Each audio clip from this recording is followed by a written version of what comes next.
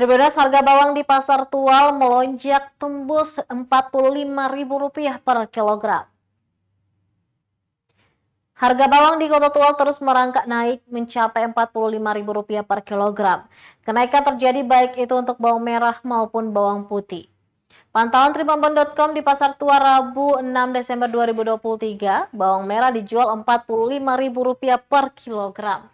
Sementara bawang putih juga dijual sama, yaitu Rp45.000 per kilogram.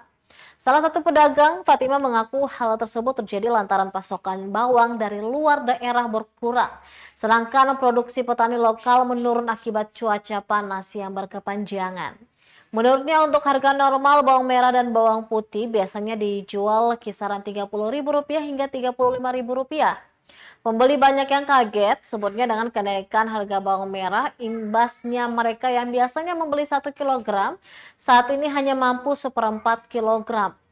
Dirinya berharap semoga secepatnya pemerintah Kota Tual mengambil langkah antisipatif dengan melakukan operasi pasar agar harganya bisa relatif menurun, sehingga dapat dijangkau masyarakat.